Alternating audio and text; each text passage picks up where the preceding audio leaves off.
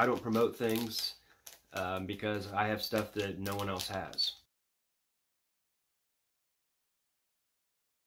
Hey, Bluegrass, can we go thrift shopping? Hello YouTube world, my name is Anthony Long. Welcome back to the Bluegrass Picker channel. Oh, they came back. You don't care. He doesn't care. But I do. What sold on eBay last night? I was telling some people in a live, take this hat off. I was telling people in the live last night that I relisted a bunch of items. I got up in the morning, relisted like 80. Sometimes I just do that. I know I'm not going to be... I had to list a bunch of stuff on in my booths, so I knew I wouldn't have much time to list on eBay. So I kind of wanted to keep some stuff churning, you know. And I got 6 sales out of the 80 real quick. And let's go over them right now. First thing that sold was this Wii remote.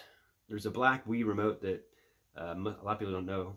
And for those people that don't want to use the Wii sensor remote, and this is $9.95 plus shipping on top. This is a Dontrell Willis Bowman Chrome Rookie.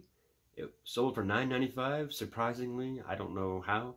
I have a couple of these actually, but it was someone from Miami, Florida, and there's always a fan. And he was a really good pitcher for a while. And he also still, I think he does some announcing still, so he's still kind of in the now. His name's out there. And when the name's out there, you know, everybody knows, you know, Kobe Bryant passed, the name's out there, people go and look on eBay because the name. Marketing is pretty big, people don't realize. This PSP lot of 3, these don't sell for much, so I lotted them all together. Madden 2010, G.I. Joe, Wipeout, and they all have their manual too, and they're in good shape. And I sold them for $15 plus shipping on top. I think I put shipping at $5.95. I may have undercut myself there a little bit, but anyway. Next thing that sold was Kirby Crystal Shards N64. I've made quite a bit of money off the bundle I bought. That sold for, I believe, $29.95. Check me here. Another N64 was Banjo Kazooie, and it sold for $34.95. I had it $37.95. Sent an offer for $34.95, and he took it. Some people say they don't do that, but I don't mind. It's gonna sell. And the bigger sale of the week was this. I'll take it out of the plastic. Albert Pujols. It's a piece of his jersey. It's 3-color patch, and it's also a patch, I believe it was an All-Star Game patch that year.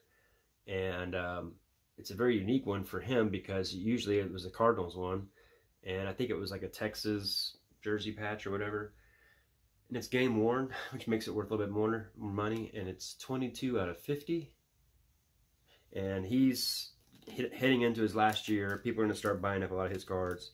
I've still got quite a few left, but this one sold for $54.95, and it's another one of those. It was $59.95. I sent out an offer for $54.95, and they took it.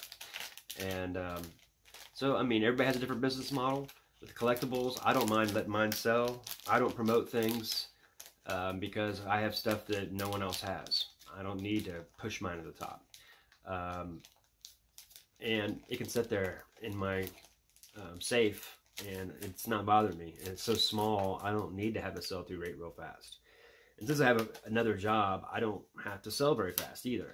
So, I mean, everybody needs to know what their business is. Make sure you, listen to others as much as possible, but also stick with what works for you too, because everybody's selling something different. Don't let someone have this broad spectrum of how you need to do everything, because I think everybody needs to do something different. I treat different items different ways, especially like cards. Today I just sniped 4 Raul Mondesi rookie autographs. I spent $115 for 4 of them. He's going to have an amazing year. I'm a Royals fan. Plus, I scout guys, and he's always had some things happen, this and that. If he has a full year and does what he's supposed to, it could be explosive. And I'm going to grade all those cards anyway. So some of the things I like to do, I like to sell this stuff so I can buy more of the stuff I want, because I don't really want any of this crap. But anyway, grind on, friends.